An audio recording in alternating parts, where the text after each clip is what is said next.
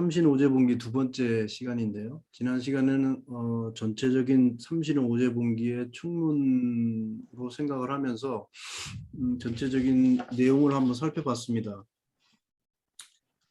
공부를 하든지 뭘 하든지 간에 대관소찰이라고 크게 한번 훑어보고 그 다음에 세세하게 들어가는 게 모든 공부법의 가장 좋은 방법이지 않나 생각이 들고, 삼신오제분기의 목차를 한번 이렇게 보시게 되면, 이게 목차를 전체적으로 한번 보게 되면 제일 이 삼신오제분기가 총 한 21개 장으로 되어 있는데요. 앞부분에는 이제 삼신상제님과 그 오령, 그다음에 오제의 관계, 이런 내용들이 적혀 있고요. 그다음에 이제 삼신상제님의 창조 원리와 만물의 창조 원리와 만물의 존재 원리, 이런 내용들이 기록이 되어 있습니다. 그다음에 이제 여섯 번째로 나온 것이 이제 진화 성취의 삼관문인데요. 굉장히 중요한 장 중에 하나인데, 이게 바로 이제 삼신상제님을 체험하고 깨닫고 하는 그런 방법, 또 그런 내용들이 이제 여기 또 실려 있거든요. 그리고 이제 이 삼신오제분기를 전체적으로 보게 되면 여기서 이제 보게 되면 이제 방위가 굉장히 많이 나옵니다. 여기 방위라는 게 있고요. 그 다음에 좀 내려오면 여기 10번째에도 방위가 나오죠, 그죠? 그 다음에 좀 더 내려가면 이제 뭐 삼신산도 나오고 백두산도 나오고 장소가 나옵니다. 장소가 나오고 여기 한민족의 3대 성산, 한국의 3대 성산이 나오고, 그다음에 이제 밑에 뒤에 보면은 이제 터주대감, 성조대군 뭐 이런 내용들이 나오잖아요. 이것도 장소에 관계된 내용인데요.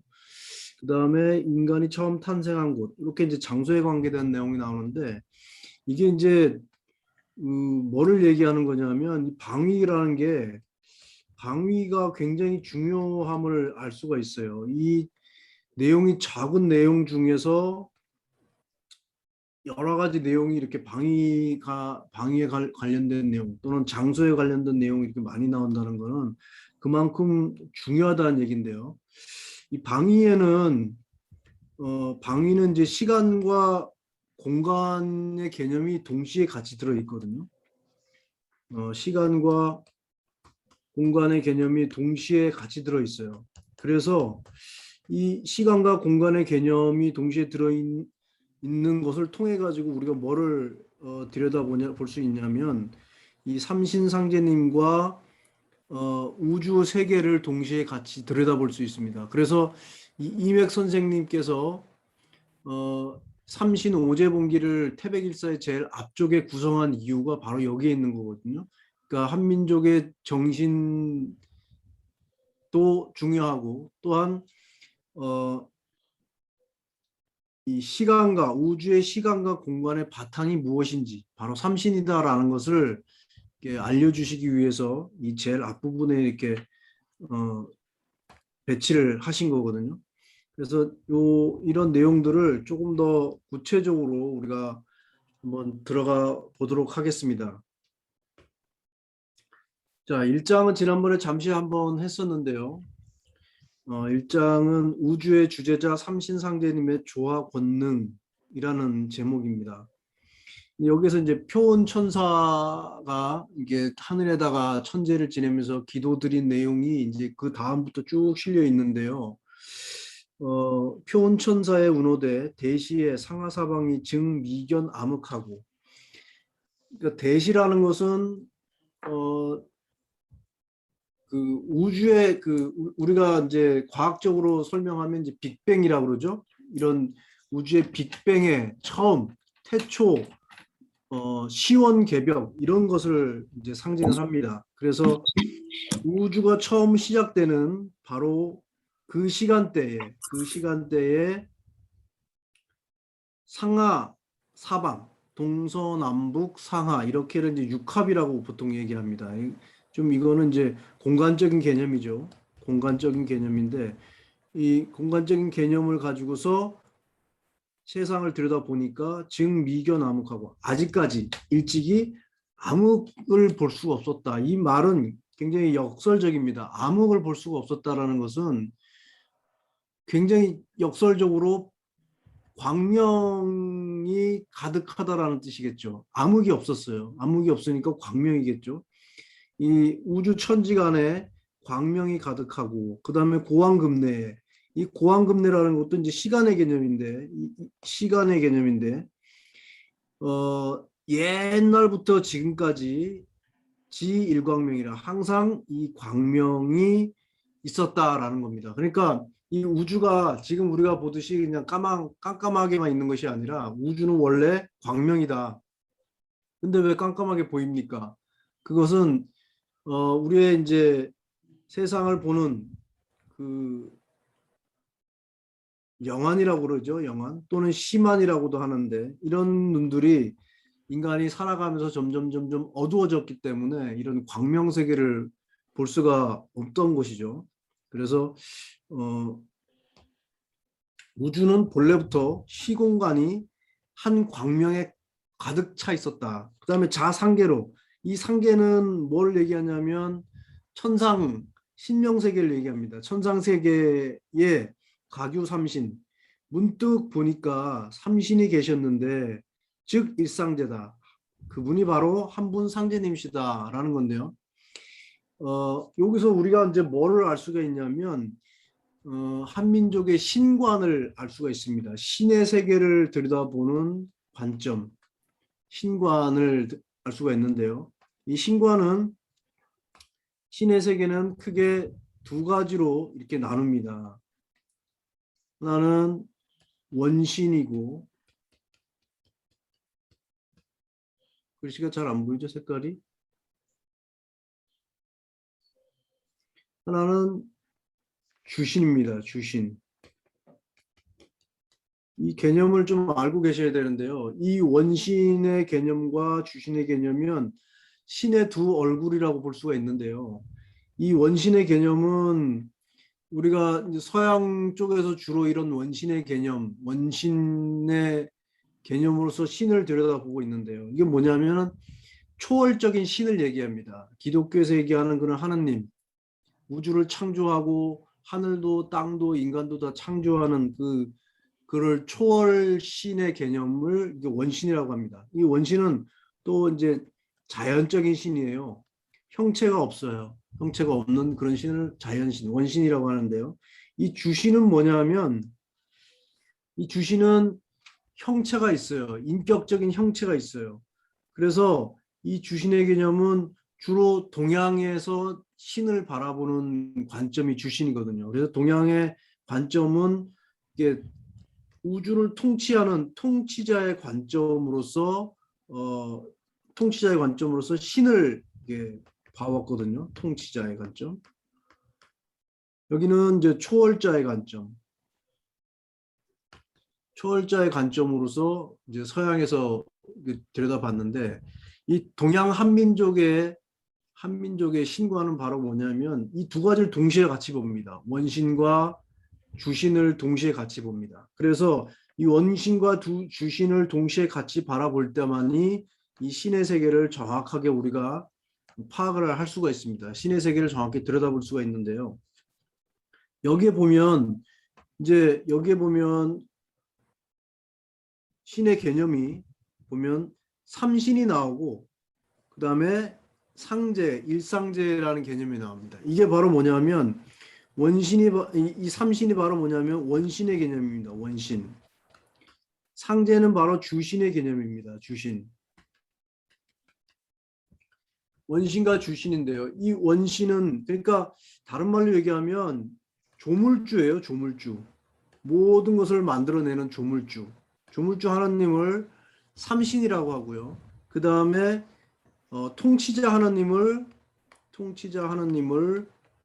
상제님이라고 불렀던 거예요. 그러니까 우리 한민족의 고유의 신과는 바로 뭐냐면 이 삼신 즉 일상제, 삼신 즉 일상제의 개념으로서 신의 세계를 들여다봤습니다. 그래서 삼신과 일체가 된 그 한 분 그 상제님을 삼신 상제님이라고 부르고 이분이 우주를 인출만물, 우주를 만들어내시고 통치, 전 세계를 통치한다는 것을 우리가 알 수가 있거든요. 그러니까 원신과 주신의 개념을 동시로 같이 봐야만 신의 세계, 신의 세계를 정확하게 우리가 볼 수 있다라는 겁니다. 그 다음에 그 밑에 줄에 보면 최상상지천, 아주 높은 하늘에서 앉아 계신다라고 되어 있는데, 이 앉아 계신다는 것도 자체 뭐냐면 바로 인격신의 형태를 가지고서 세상을 통치하는 통치자 하느님의 모습을 그려준 기록입니다. 그런데 이 삼신과 이 상제님은 어떤 것이냐면 밑에 주체적 위일신이니 비가교신야시며 작용즉 신야신이라, 이런 것. 그러니까 이 삼신은 일신인데 그분이 모든 것의 주체가 되고, 또 삼신은 각각 신이 있는 것이 아니라 작용이 바로 삼신이라는 것이죠. 좀 어려운 개념이긴 한데요.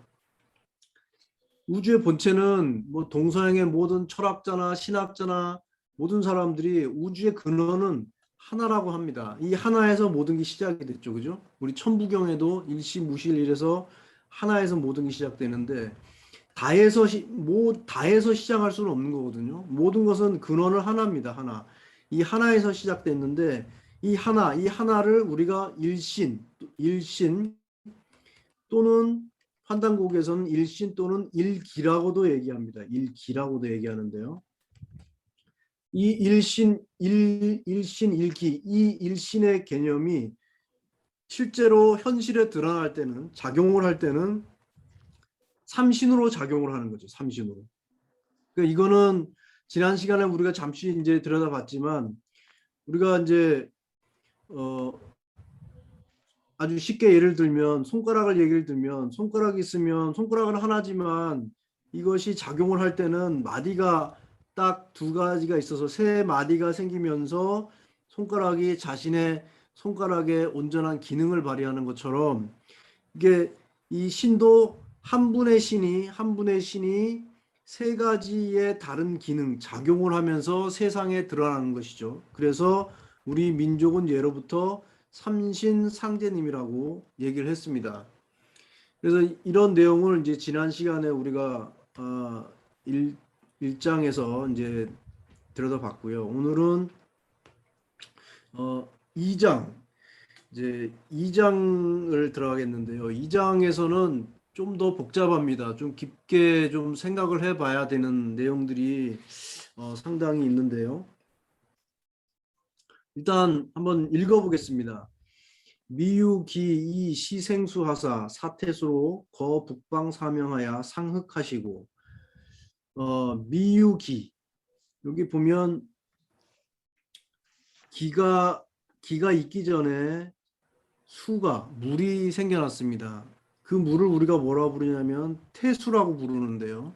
그 태수로 하여금 북방에 거하게 했습니다. 여기 이제 뭐가 나면 방위가 나오죠. 북방, 밑에 보면 남방, 동방, 서방, 중방, 이렇게 5방위가 나오죠. 그다음에 북방에 거하시면서 명을 맡아서 흙을 주관하신다. 하신다. 이렇게 돼 있고, 그 밑에는 기가 있기 전에 화가 먼저 나오고, 그 화를 우리가 태화라고 하는데, 태화로 하여금 남방 거하셔서 명을 받들어 모시는데, 적재를 주관하라, 적을 주관하라, 붉은색을 주관하라, 이렇게 나옵니다.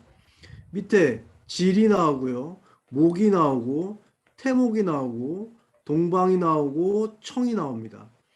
그 밑에는 형이 나오고, 금이 나오고, 태금이 나오고, 그 다음에 백이 나옵니다. 그 다음에 여기 채가 나오는데, 채가 나오고, 토가 나오고, 태토, 그 다음에 황이 나옵니다. 요 내용이, 구조를 한번 보시면, 기가 있고, 여기 보면 이제 기가 있고, 여기서의 기는 무슨 기를 얘기하냐면, 이 기는 생명을 얘기합니다. 생명을 얘기하는 거거든요. 우주 생명 그러면 기라는 게 바로 우주 생명이에요. 생명을 얘기하는데 그 모든 생명의 씨앗 바탕이 있기 전에 무엇이 있었냐면 수가 나오고 그 다음에 그 수를 우리가 태수라고 하는데 그 수는 어느 쪽에 있냐면 북방에 있습니다. 우리가 동서남북 오방이라는 것은 동서남북 이렇게 보면 동양에서는 북쪽을 이 아래쪽에다 쓰죠.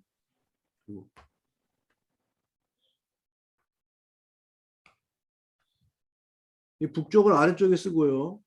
동쪽을 이제 여기다 씁니다. 남쪽은 위쪽에 이제 가고, 그다음에 이제 서쪽인데요. 이렇게 되는데, 이 수가 여기에 있어요. 수가 북쪽에 있어요. 그 다음에 생명이 깃틀이 돼요. 그러니까 모든 생명은 물을 바탕으로 탄생이 되잖아요. 그러니까 이 물을 바탕으로 해서 기가 생성이 되는 겁니다. 그러니까 기가 있기 전에 물이 탄생했다는 것은 거꾸로 얘기하면 물이 탄생하고 나서 뭐가 생겨요? 기가 생긴다는 거거든요. 그러니까 요 부분과 요 부분을 반대로 생각하면 반대가 아니죠. 거꾸로 생각을 해보면 수화, 목, 금, 토가 생기고 나후에 기와 기틀과 질과 형과 체가 생겼다는 것을 우리가 알 수가 있습니다. 그래서요. 자, 보시면, 수가 있는데, 수, 화, 목, 금, 토가 있는데요. 이것을 우리가 보통 이제, 동양학을 조금 공부하신 분들은 오행이라고 얘기를 합니다. 오행이라고 얘기하는데, 실제로 환단구기에서는 오행이라고 얘기하지 않고, 오령이라고 얘기합니다. 오령. 여기 지금 오령이 나와 있죠. 오령이라고 얘기하는데요. 이 오령은 이제 뒤에 장에서 조금 더 자세하게 나올 겁니다. 자, 이 오령이 나오는데 이 오령이 오행의 근본이라는 거예요. 그러니까 오행이 중국에서 나왔다고 얘기를 하는데 중국에서 나온 것이 아니라 이 한민족의 오령 사상에서 이 오행이 나왔다라는 것을 알 수가 있습니다. 어쨌든 이 오행의 오령이 태수, 태화, 태목, 태금, 태토인데요. 이것이 제일 처음에 북방에 수가 생기고 남방에 화가 생겼습니다. 화가 생기고 동방에 목이 생기고 서방에 금이 이제 생깁니다. 금이 이렇게 생기는데요. 중앙에 이제 토가 생겼습니다. 토가 생긴데 이게 이제 바로 뭐냐면 시간의 순서대로 이렇게 수, 화, 목, 금, 토 이렇게 발생이 됩니다. 그런데 요 시간의 순서에 맞게끔 뭐가 생성이 되냐면 기가 생성이 되고 그 다음에 기틀이 생성이 됩니다. 이게 무슨 말이냐면 북방에 수가 생겨났고 남방에 비로소 화가 생김으로 인해서 뭐가 생겼냐면 기틀이 이제 생성이 된 겁니다. 이렇게 기틀이 생성이 되고 그 다음에 목이 생성이 돼서 어떤 본디 바탕질이 생깁니다. 그러니까 동방 목에서부터 뭐가 우리가 봄에 보면 뭐가 나옵니까? 뭐 새싹들이 막 푸르푸르 다 이제 생성이 되잖아요. 그럼 어떤 것은 어떤 씨앗은 뭐 벼일 수도 있고 어떤 것은 그냥 나무 있을 수도 있고 수많은 생명이나 만물 가지가 각각 본질을 달리해서 생성이 되잖아요. 그죠? 이제 그런 것을 이제 상징하는 겁니다. 그래서 동방 목의 기운이라는 것이 뭐냐면 바로 이런 바탕을 얘기하는 겁니다. 그 다음에 이제 서방의 금기운이라는 것은 이 서방의 금기운이라는 것은 형체가 완성이 되는 거예요. 그러니까 모든 그 만물은 겉 모양이 딱딱하잖아요. 부드러우면 형체가 이룰 수 없습니다. 그래서 이 금이라는 것은 딱딱한 거를 얘기하는 건데 그래서 비로소 형체가 금에 의해서 태금에 의해서 완성이 된다라는 것을 알 수가 있습니다. 그 다음에 토라는 것은 이제 체라고 얘기했는데요. 이 체는 무슨 얘기냐면 이 체는 이 몸신자에다가 또 뭐가 더해졌냐면 풍요롭다 할 때 이 풍자가 이게 들어가 있습니다. 풍요롭다는 풍자가. 이게 무슨 얘기냐면 이 풍자라는 것은 이거는 제사상에다가 제단에다가 곡식 뭐 여러 가지 재물을 이렇게 쌓아둔 겁니다. 쌓고 하늘에다 기도하는 내용을 이 풍자에 담은 거거든요. 한자의 기원을 그 뿌리에 들어가 보면은 그러면 이 몸과 이 제사를 지내게 되면 하늘에서 신이 응하게 되는 겁니다. 신이. 그래서 내 몸에 신이 응해서 어떤 것이 생기냐면 본체가 되는데, 이 본체가 뭐냐면 자율 시스템을 얘기하는 겁니다. 이 토라는 것은 자율 시스템을 얘기하는 거거든요. 그러니까 자동적으로 우주가 돌아가도록 하는 것. 이렇게 수에서 생명이 탄생이 되고 화에서 만물의 기틀이 생성이 되고, 그 다음에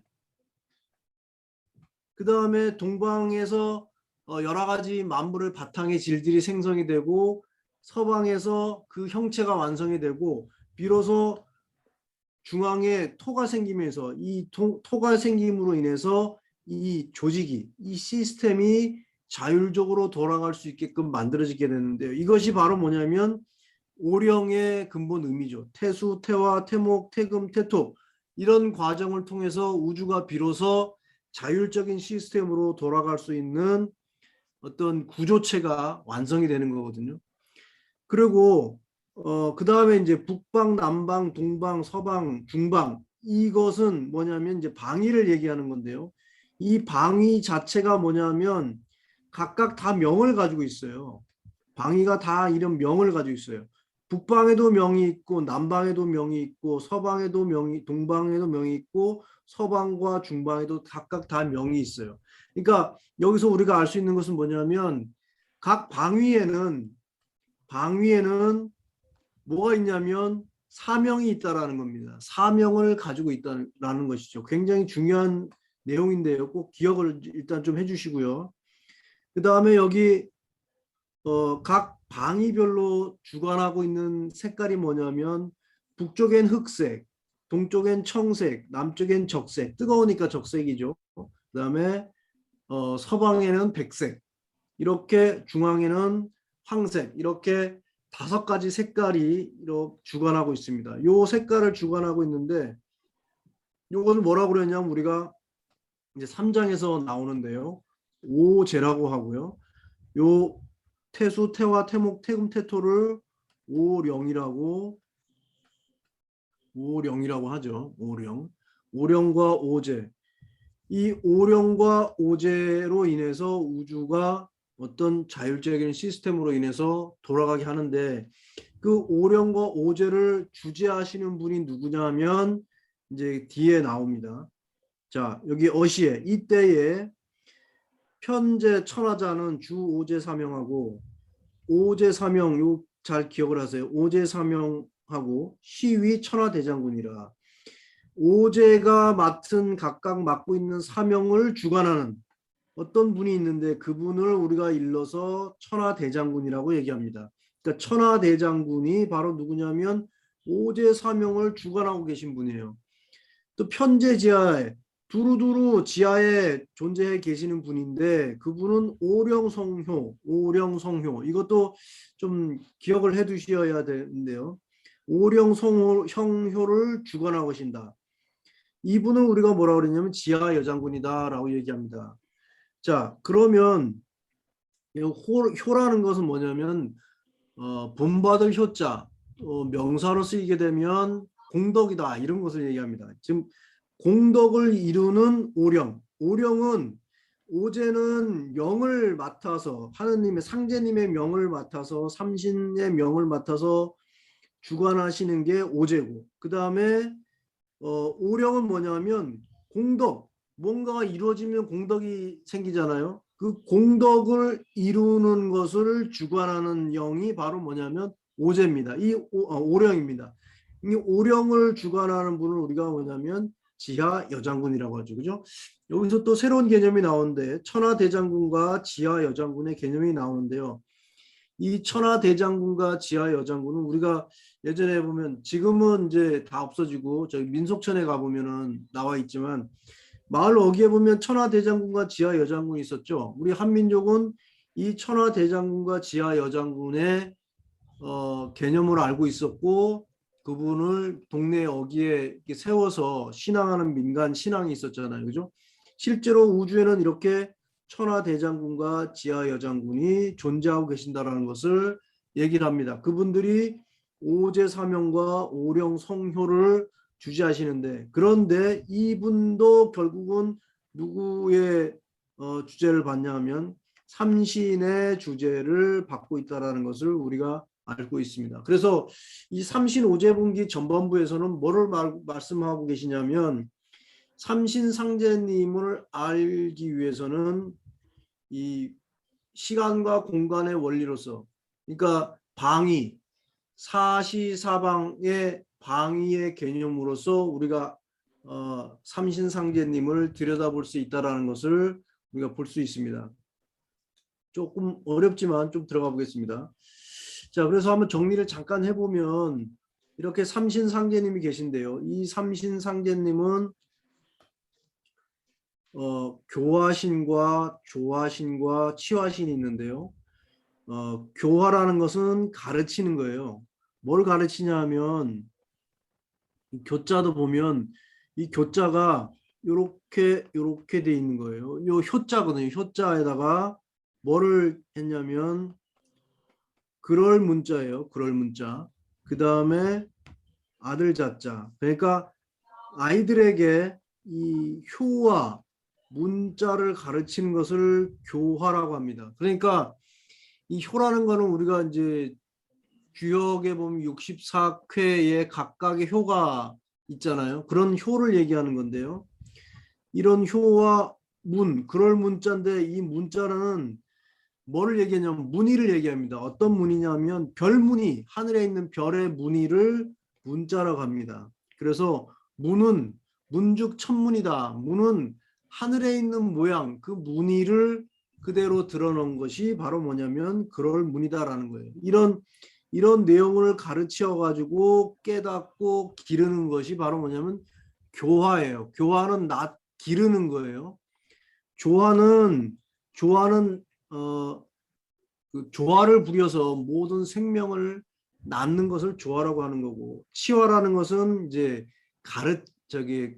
낳고 길러서 다스리는 것을 이제 치화라고 합니다. 그런데 이 삼신의 개념 우리가 알기 위해서는 이렇게 오방이 동방과 서방과 북방과 남방과 중방의 개념으로서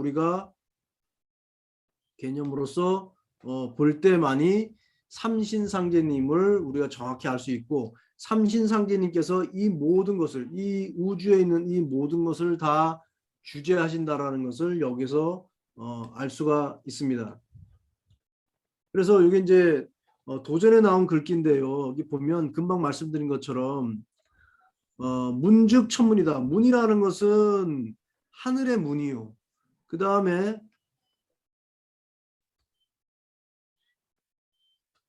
문유색, 문에는 색이 있고 색에는 기가 있고 기에는 영이 있고 그 기령은 불명 어둡지 않고 이구중리 문 이치를 전부 모아서 이응만사 거기에 모든 만사를 전부 다 응한다 이런 내용인데, 다시 조금 전에 그 삼신오제분기로 조금 돌아가 보면요, 여기에 보면 이 오제는 색을 다루잖아요. 색을 주관하고 계신데 여기 보면 이제 흑색하고 적색, 청색, 백색, 황색이 나오잖아요. 이렇게 흑, 청, 백, 황, 적 이렇게 5가지 색이 있는데요. 이 색에는 금방 얘기한 것처럼 뭐가 있냐면, 자, 색에는 뭐가 있다고 그랬어요? 문유색, 천지 그 별자리에는 색이 있습니다. 밤하늘에 보면 별자리 색깔이 있잖아요. 그 색이 있고 그 색에는 각기 자기만의 고유한 기가 있어요. 그 기가 있는데 그 기에는 뭐가 있냐면 신령스러움이 들어 있습니다. 신령스러움이 들어 있는데 우리가 조금 전에 봤죠. 조금 전에 뭐가 있었어요? 이 오제에 속해 있는 이것들에 뭐가 들어 있으냐면 각각 뭐가 있어요? 영이 들어 있었죠. 오령이 들어있었잖아요. 태수, 태화, 태목, 태금, 태토, 그죠? 이렇게 신령스러운 분이 이제 들어있는 거예요. 모든 것이 이렇게 보면 기에는 뭐가 들어있냐면 이 신령스러움이 들어있다라는 것을 우리가 볼 수 있고, 그 기령에는, 그 영에는, 기의 신령스러움에는 불매, 어둡지 않은 거예요. 굉장히 밝아요. 이제 광명을 얘기하는 거죠. 광명. 광명.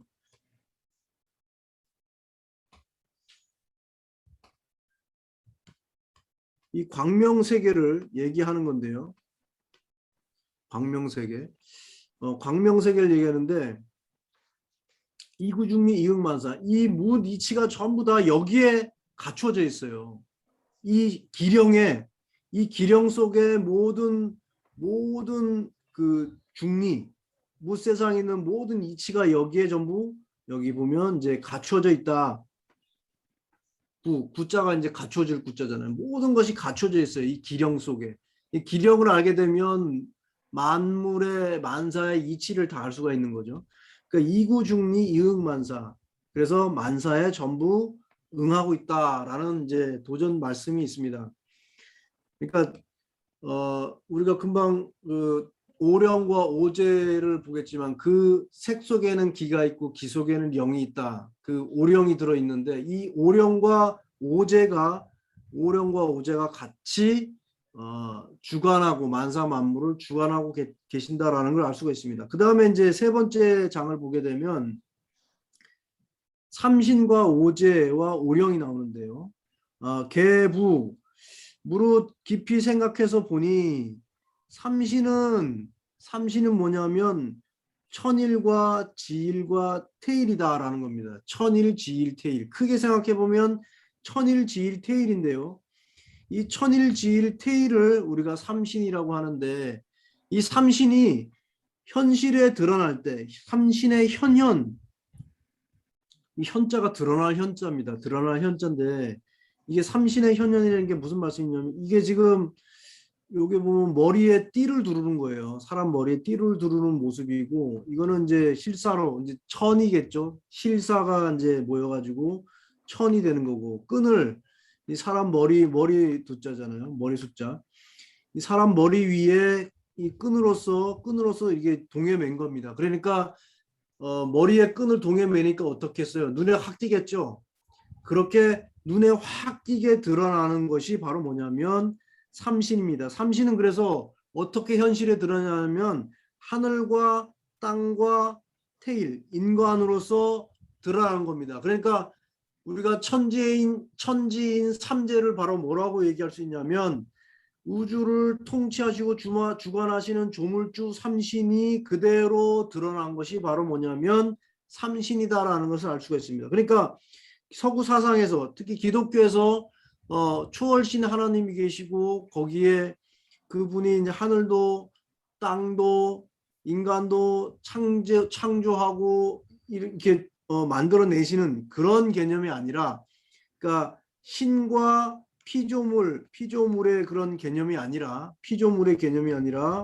동양은 삼신 조물주 삼신이 그대로 하늘과 땅과 인간으로 현실 속에 놔두신 거예요. 그대로 드러난 것을 우리가 뭐라 그러냐면 삼신이라고 합니다. 삼신. 그런데 이 하늘이 보면 하늘이 천일이 주 조화하고 지일이 주 교화하고 태일이 주 치환이라 이렇게 나오는데요.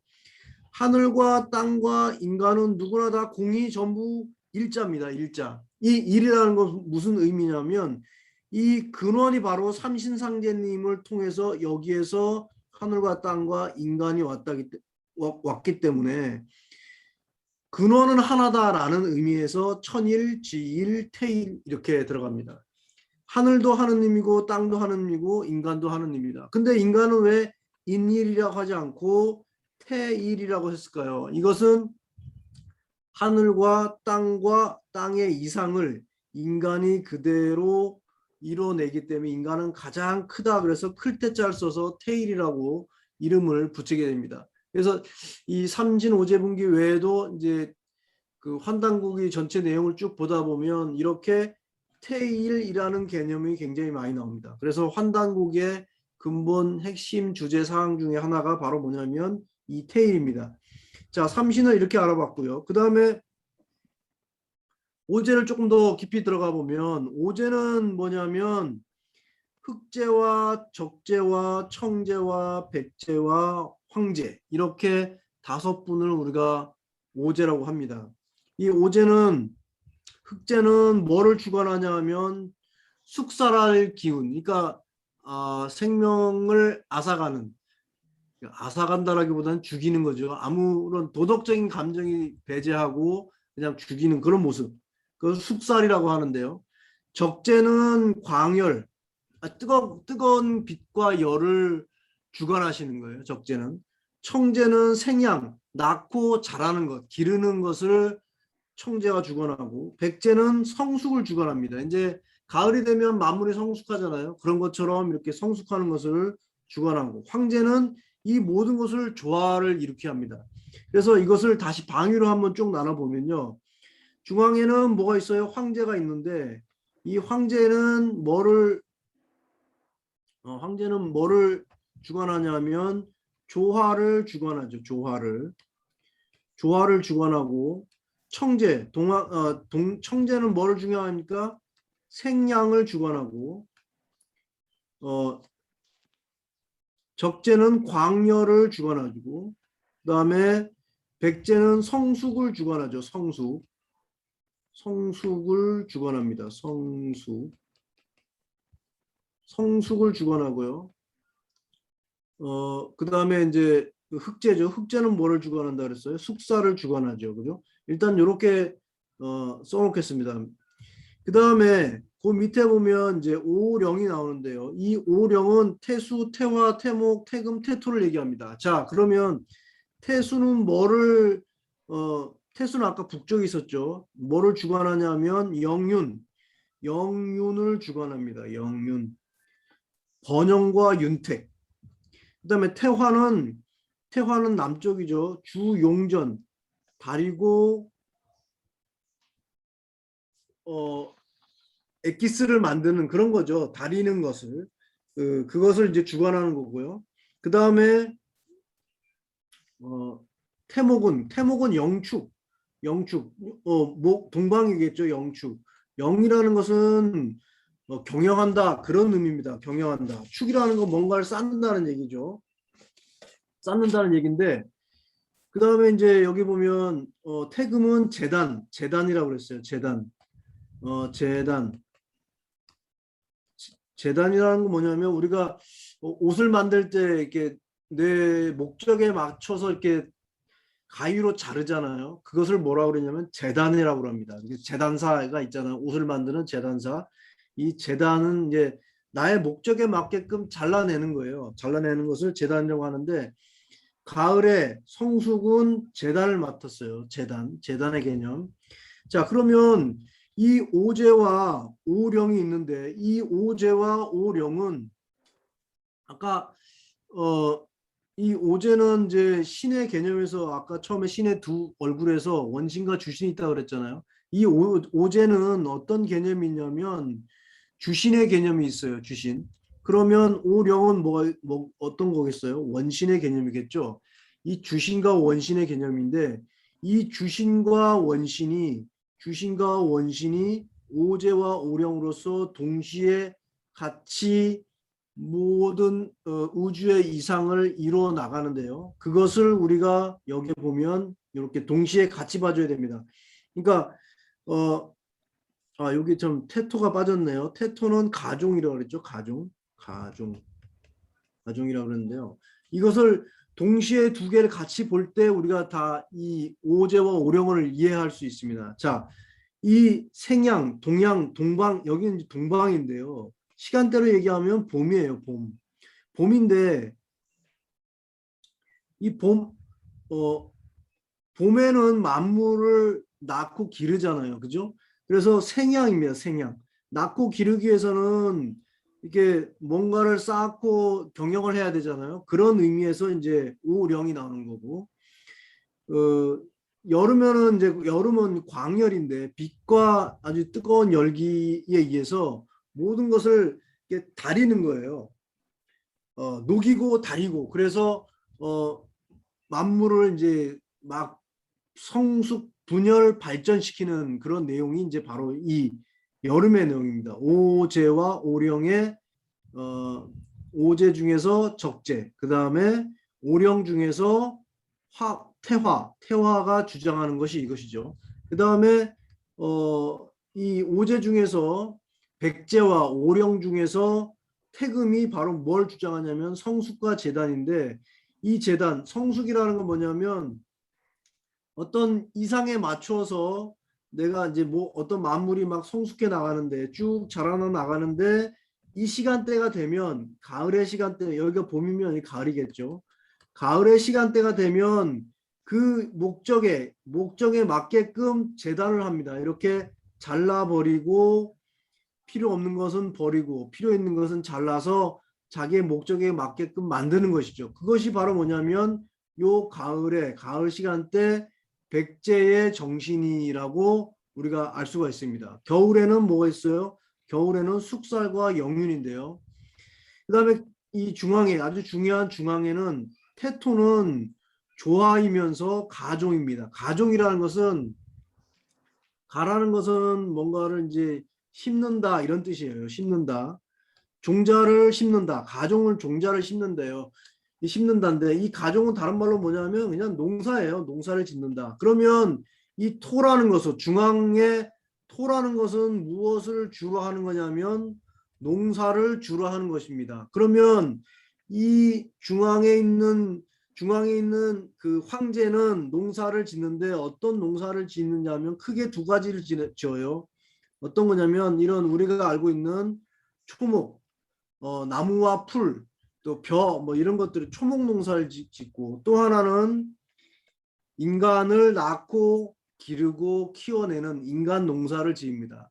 그래서 이렇게 농사는 크게 초목 농사와 인간 농사를 이렇게 짓게 되는 거죠. 그래서 이런 개념을 동시에 우리가 알 때만이 오제와 오령을 알 수가 있습니다.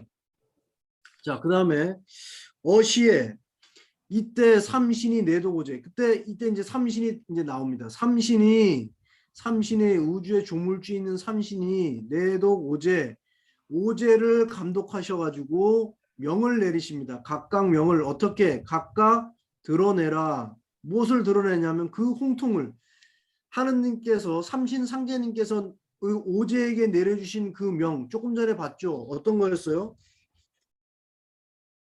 조금 전에 봤던 건 뭐였어요? 여기 나오잖아요. 오제명, 이게 오제에게 받은 명이에요. 명. 오제의 명인데, 오제명이 뭐예요? 숙살과 광열과 생양과 성숙이잖아요. 그 다음에 조화, 이런 내용인데, 이런 명을 홍통 널리 아주 그냥 꿰뚫어 가지고 막힘이 없이 그 나의 명을 각각 드러내라. 그것이 상제님, 이 삼신 상제님의 이게 명령이거든요.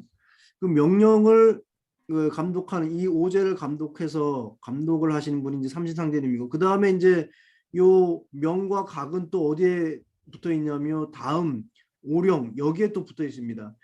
내독 오제 오령, 내독 오령.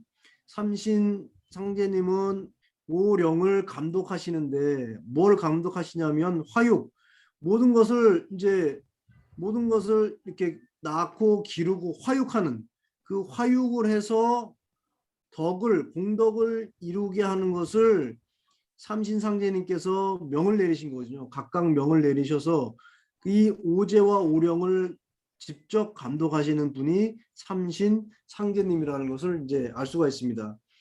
일행위주, 해가 낮에는 움직이고 다른 밤에 움직이면서 후축 성벽, 별자리를 측량을 해서, 이 역이라는 건 뭡니까? 달력이죠.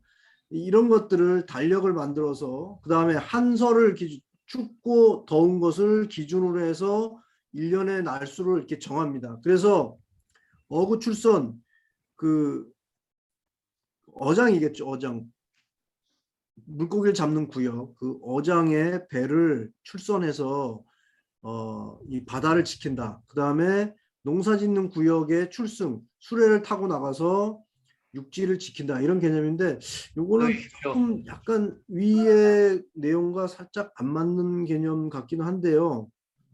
어쨌든 요 3장에서는 삼신상제님께서 오제와 오령에 각각 명을 내리시는데 그걸 직접 또 감독하신다는 것을 우리가 알 수가 있습니다.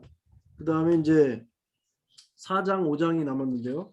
요 4장 5장으로 가보면 4장은 만물 창조 원리를 이제 얘기합니다. 만물 창조 원리가 뭐냐면 제목에 나와 있습니다. 이렇게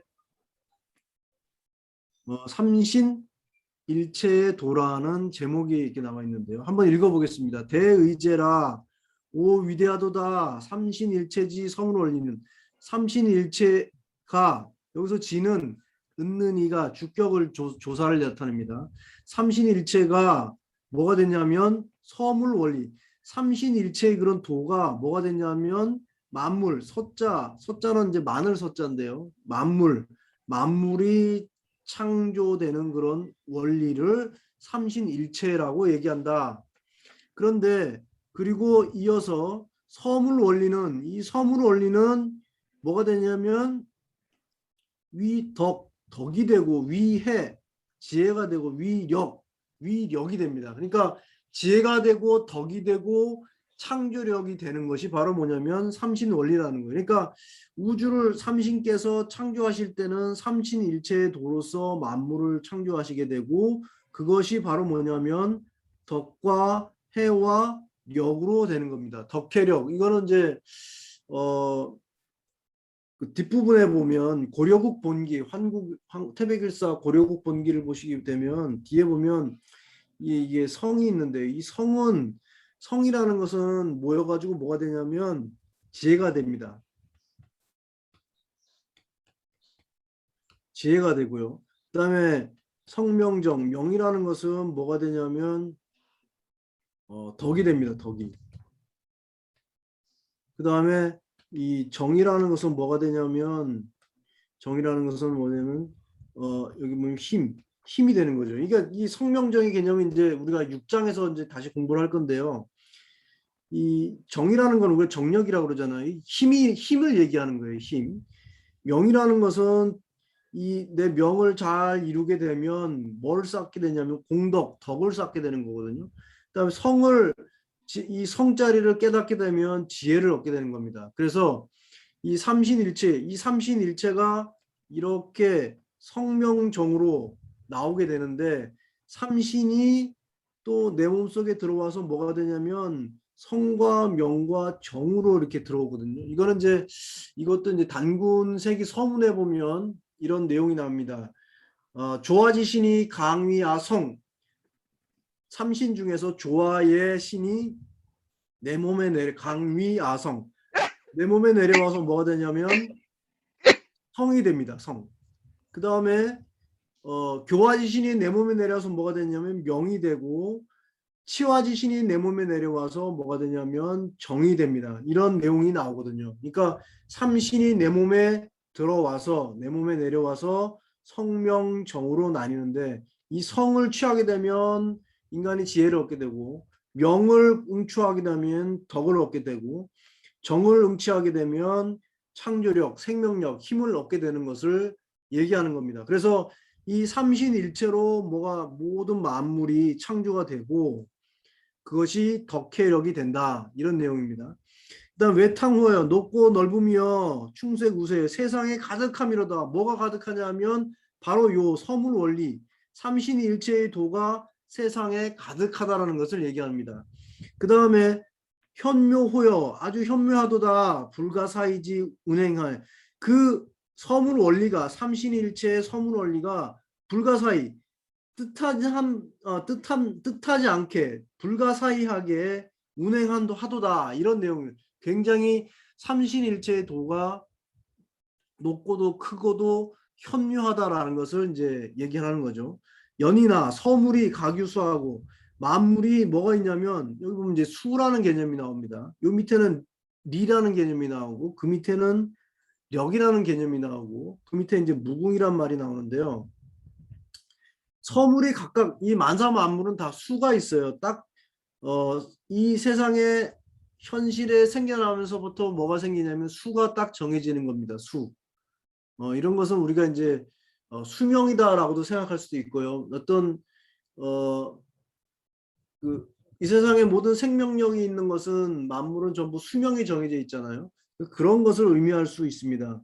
그런데 이 만물에는 수가 있는데 이 수가 미필진 궐서물려라.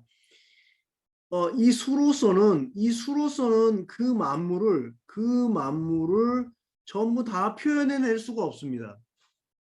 만물이 수로 정해져 있는데 그 수만 가지고는 만물을 또 설명할 수가 없고, 만물에 각각 이치가 있는데 그 이치로선 또 뭐냐면 그 만물을 또 다 표현해낼 수가 없습니다. 그 다음에 서물이 각각 이 힘이 있어요. 만물에는 모든 게 다 힘이 있어요.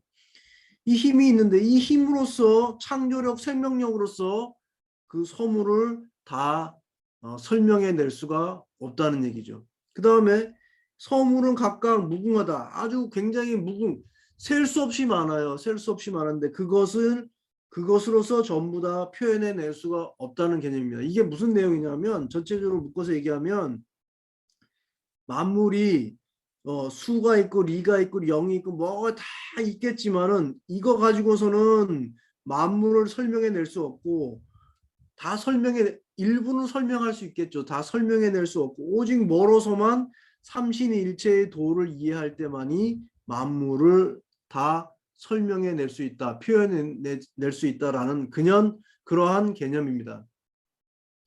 자, 그 다음에 5장으로 넘어가면요.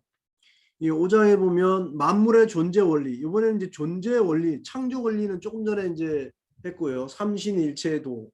그 다음에 존재 원리는 뭐냐면 개벽과 진화와 순환입니다. 개벽에도, 진화에도, 순환의 도인데요. 한번 읽어보면요. 주세위생, 이 거주한다. 그런 우리가 이제 의식주할 때 그 주자입니다. 세상에 거주하면 위생, 그것을 우리가 생이라고 합니다. 살아있다, 생명체다라고 얘기하죠. 귀천, 하늘로 돌아가면 이것을 우리가 뭐라 하냐면 죽었다라는 겁니다. 그러니까 세상에 살아있을 때는, 우리가 거주할 때는 살아있고 생이라고 얘기하고 생명이라고 얘기하고, 하늘로 돌아가게 되면 이제 여기서 이제 귀천의 개념이 나오죠. 하늘로 돌아가게 되면 우리는 비로소 그것을 우리가 뭐라고 하냐면 죽음이다 라고 얘기합니다. 근데 이 사라는 것은 영구 생명의 근본이다. 우리가 사유어생 생유어사라고 하잖아요. 이 죽음은 삶에서 말미암고, 사유어생 생유어사, 생윤 죽음에서 말미암는다. 그런 이 영구적으로 생명의 근본이 바로 뭐냐면 죽음이에요. 그러니까 이 하늘의 세계가 있고 땅의 세계가 있는데, 여기에 거주하면 우리가 생이라 그러고, 여기서 죽게 되면 우리가 이것을 이제 사라고 하잖아요. 사라고 하는데, 하늘로 돌아가게 되면 여기에서는 죽었지만 여기에서는 새로운 게 탄생이 되는 거고, 여기서 탄생이 되려면 여기서는 새롭게 죽어야 되겠죠. 그죠? 이렇게 생과 사는 서로 마주하고서 이렇게 순환하게 되는 것입니다. 생유어사요, 사유어생이다. 이렇게 서로, 혹은 뿌리, 근본이 돼서 이렇게 생과 사가 순환해 나가는 것이죠. 자, 그 다음에 다음 줄을 보시게 되면 고로 유사필유생, 죽음이 있으면 반드시 생이 있고, 생이 있으면 반드시 명이 있고. 자, 여기 한번 써볼게요. 사가 있으면 뭐가 있냐면 생이 있어요. 생이 있고, 생이 있으면 뭐가 있어요? 이름이 있어요. 탄생이 됐으니까 이름이 있겠죠. 그죠? 그 다음에 명이 있으면 뭐가 있어요? 이제 말이 있어요. 말씀이 있어요. 말씀이. 그 다음에 말씀이 있으면 뭐가 있냐? 그 다음에 우리는 행동이 있게 되는 거죠. 행동. 자, 이게 왜 죽음에 의해서 뭐가 나와요? 생명체가 나오죠. 그 다음에 생명체가 나왔으니까 이름을 지을 거 아닙니까? 이름을 짓고 이제 커나가니까 여러 가지 말들을 해요. 그 말에는 뭐가 따르죠? 행동이 따르는 거예요. 이렇게 사생명언 행 이렇게 되는데, 이것을 다른 걸로 비유를 해보면 비저 생목헌데 살아있는 나무로 비유해 보건대 필육은 뿌리가 있으면 싹이 있고 여기 이제 뿌리예요. 뿌리가 있으면 뭐가 있어요? 뿌리가 있으면 묘가 싹이 있고요. 싹이 있고 싹이 있으면 꽃이 생겨요. 꽃이 있으면 뭐가 있으면 열매가 이제 생기는 거죠. 열매가 있으면 뭐가 생깁니까? 아, 그제서야 이제 쓰임이 생기는 거죠. 아, 이건 뭐다. 이건 어디에 쓰인다. 뭐 하는데 먹는다. 이런 쓰임이 있는 거죠. 그 다음에 이것을 또 어, 해와 달의 운행으로 한번 비유를 해보면요. 어, 해의 운행으로 비유해 보건대 유암, 필유명. 암이 있으면 어두움이 있으면 뭐가 있냐면 밝음이 있고 밝음이 있으면 뭐가 있어요? 보임이 있어요. 이제 드디어 볼 수가 있어요. 밝아야 세상의 모든 걸 볼 수가 있죠. 볼 수가 있어요. 볼관자. 그 다음에 보는 것이 있으면 뭐가 있어요? 이제 지을 수가 있어요. 뭔가를 만들어낼 수가 있어요. 만들어내면 작이 있으면 반드시 뭐가 있어요? 이제 거기에 따르는 뭐가 있습니까? 공덕이 있게 되는 거죠. 그죠? 이렇게 사가 있으면 생이 있고 이름이 있고 말씀이 있고 그다음에 행위가 있는데 이것을 우리가 삼신상제님의 도를 한번 보면 사에서 생으로 가는 사에서 죽음에서 사로 이제 새로운 생명체가 나오게 되겠죠. 이것이 바로 뭡니까? 새로운 생명체가 나오는 것이 바로 뭐냐면 이것이 뭐예요? 조화예요. 조화신. 삼신상제님의 조화신. 그 다음에 생명체에서 이제 어디로 갑니까? 어, 이름이 있고 여기서 이제 말로서 기르고 하잖아요. 그죠? 그럼 이 단계는 무슨 단계냐면 이 단계는 무슨 단계냐면 교화의 단계예요. 교화의 단계. 그다음에 이 행동을 하는 단계, 쓰임의 단계, 공덕을 이루는 단계. 이 공덕을 이루는 단계 여기를 우리가 뭐라고 하냐면 치화의 단계라고 얘기를 할 수가 있습니다. 그러니까 이 모든 것도 전부 뭐냐면 삼신상제님의 조화, 교화, 시화의 개념으로서 모든 것이 이루어져 나간다라는 것을 얘기하고 있습니다. 그런데 여기서 이제 조금 더 한 방울 더 나가서 보면 즉 범천하일체물이 즉 천하의 일체 모든 만물들이 유약 개벽이 개벽을 통해서 생존하게 되는 겁니다. 이 개벽을 통해서 생존하게 되고 여기서 이제 생존한다는 건 산다는 것이죠. 그죠? 어느 순간에 또 개벽이 오게 되면 또 다른 사가 있으면서 또 여기서 또 다른 생을 또 유발하게 되는 거죠. 그죠? 이렇게 개벽을 통해서 생과 사의 존재가 계속 순환해 나가는 거예요. 고리 위에 고리를 이어서 뿌리에 뿌리를 이어서 개벽에 의해서 생존해 나간다. 그 다음에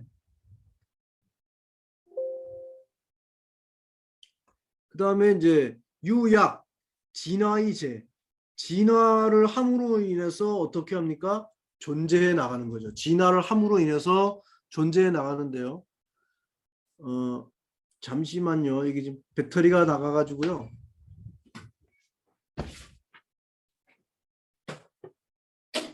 제가 오늘 좀 바쁘게 하다 보니까 정신이 없네요. 자, 이제 진화에 의해서 이제 존재하게 되는데 우리가 만물이 탄생을 하잖아요. 그러면 계속 진화를 이제 거듭하게 되는 거죠. 이 진화를 거듭함으로 인해서 뭐가 생기면 존재를 하게 되는 거죠. 이 세상의 현실에서. 그다음 유약 순환이 일어난다. 그다음부터는 뭐냐면 이 개벽과 진화 이런 걸 계속해서 순환하는 것입니다. 이게 순환함으로 해서 뭐가 생기냐면 이 세상에 있음 없어지는 것이 아니라 이 세상에 존재하게 되는 것이죠. 그래서 이 개벽과 진화와 순환을 우리가 뭐라고 얘기하냐면 만물의 존재 원리라고 여기에서 이제 5장에서 얘기를 합니다. 그다음에 이제 마지막 절인데요. 유원지기와 오직 원기, 원기 아주 근원이 되는 기와 지묘지신 아주 지극히 묘한 신 이게 이제 기와 신이 이제 주제가 되는데요. 기와 신이 주어가 돼서 그 다음 이제 장이 나오는데요. 기와 신이 자 스스로 유지빌함삼 하나를 잡으면 삼을 포함하는 그러한 지빌함삼이 충만하고 가득하고 그 다음에 광이자 빛이 막 휘날리는 그러한 자. 이 자라는 것은 우리가 뭐 놈자라고 하는데 이 걷자 또는 놈자 아니면 분 이런 어떤 특정한 것을 지칭하는 것을 자라고 합니다. 그래서 이 자 뭐를 지칭하는 거냐면 금방 얘기했던 기와 신, 우주의 원기, 그다음에 지묘지신. 이 신은 바로 뭐냐면 스스로 지빌함삼의 원리를 가지고 있고 거기에 충실하고 그다음에 아주 빛으로 아주 빛이 그냥 꽉 차 있는 그러한 분인데 그러한 분은 바로 뭐냐면 처지즉존 내가 처한 곳, 내가 머무르는 곳에 항상 존재하시는 분이에요. 그분은 이 지묘지신한 이 삼신은 내가 있는 곳마다 존재하시고 내가 느낄 때마다 감응하게 하시고 그분이 오실 때는 길에는 미유시언냐 언제 오시는지 시작한지도 모르게 오시게 되고 기왕 그분이 가실 때는 미유종 언제 가시는지 모르게 가시니 통어 일이 미영이라 이 하나로 모든 것이 통해지고 통하는데 관통을 하게 되는데 그것이 바로 뭐냐면 그러나 형체는 없으시며 만물을 이뤄내는데 그러나 뭐예요? 소유함이 없다. 이 유자는 가지다는데 이 삼신상제님께서는 오고 가심에도 어떤 시적과 흔적을 나타내시지 않고 항상 하나로 관통하시면서 그러면서도 형체도 없으시고 모든 만물을 만들어내시면서도 그런 만물들을 직접 소유하지 않으신다. 주인이 아니시다는 거죠. 만물을 만들어내시면서도 소유하지 않으신다. 이런 분이 바로 누구냐? 금방 얘기한 지묘지신 근원 여기 보면 나오죠.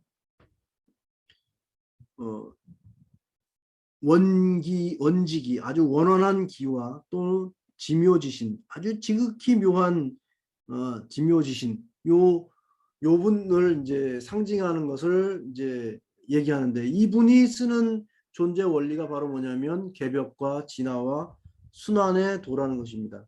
자 이게 오늘은 이제 여기까지를 이제 했는데요. 굉장히 좀 어려운 내용이 많아가지고 어떻게 좀 잘 전달이 됐는지 모르겠습니다. 근데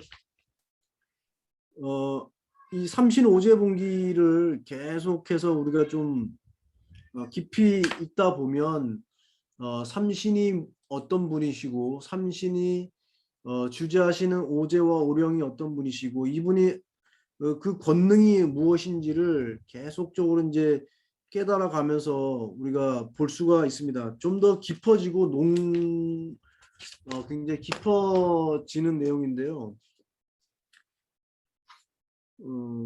다음 시간에는 우리가 이제 어떤 것을 볼 거냐면 6번째 이제 진화 성취의 삼관 삼방 삼문의 작용. 그러니까 오늘 얘기했던 이 삼신의